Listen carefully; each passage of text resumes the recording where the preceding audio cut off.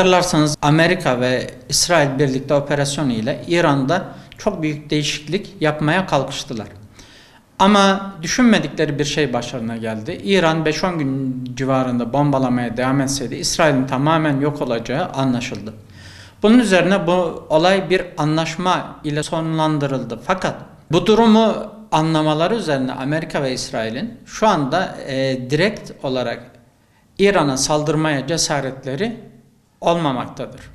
Bunun için içeriden halklar, ajanlar, çeşitli etki organları aracılığıyla halklar nezdinde topluluk karıştırılarak dışarıdan sözde barışçıl ve demokrasi getiren bir ülke olarak Amerika tekrar gelmek istiyor. Tıpkı Irak'ta olduğu gibi, tıpkı Afganistan'da olduğu gibi, dünyanın çeşitli yerlerinde petrol için yaptığı gibi. Tabii hiçbir zaman petrol almaya gittiğini iddia etmiyor Amerika. Her zaman özgürlük için gidiyor, bağımsızlık için gidiyor. Ama ben içimizdeki Batı hayranı kardeşlerime seslenmek istiyorum.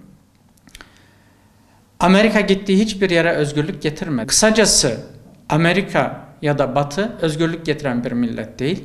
Sadece kendi çıkarını bir topluma dikte eden, dayatan bir millettir. Ve batıcı olmanız bir şey değiştirmez. Yani o zaman için Saddam'ın devrilmesini alkışlayan birçok Iraklı vardı. Ama Amerika sonra hepsinin de canını okudu. Bunu iyi anlamamız gerekiyor. Batı destekli bütün oluşumlara, bütün sözde devrim adı altındaki darbelerin hepsine biz karşıyız. İran halkı kendi tercihini yapmak zorundadır. Emin olun ki Batı tarafından atanacak olan yöneticiler kat ve kat daha kötü olacaktır. Çünkü Batı tarafından atanan yöneticiler meşruiyetini Batı'ya ait hissedecektir ve kendi halkına düşman, Batı çıkarlarına ise tamamen açık olacaktır. Bizim ülkemiz de şu anda İran yönetimine desteklerini sundu. Bundan ben de memnuniyet duymaktayım. Çünkü şunu uzun vadede iyi bilmemiz gerekiyor. Bu aslında İran'da olan meseleler Türkiye'de olacakların provasıdır. Yarın öbür gün etki ajanları aynı faaliyetleri Türkiye'de gerçekleştirecek.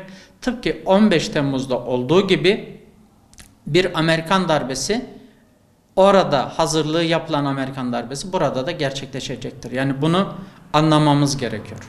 Müslüman bilinçli olmalı. Yani elbette ki hiçbir şey bu dünyada dört dörtlük değil. Zaten dört dörtlük olacak olsaydı cennetten çıkmamıza gerek yoktu. Yani cennetten Allah Teala'nın imtihan için bizleri göndermesine gerek yoktu. Her zaman kusurlar, eksikler olacaktır. Ama bu kusurları, eksikleri iç dinamiklerimizle çözmeliyiz. Gelip Amerika'nın demokrasi, özgürlük ya da Avrupa'nın, NATO'nun işte bizim için barış getirmesini beklememeliyiz.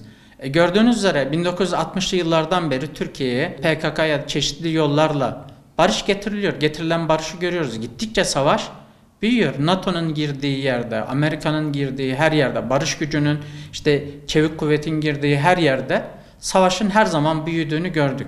Çünkü bizim ülkelerimizde bir barışın gelmesi, bizim ülkelerimizde bir huzurun gelmesi, iç huzurun sağlanması asla Amerika ve İsrail çıkarına olmayacaktır.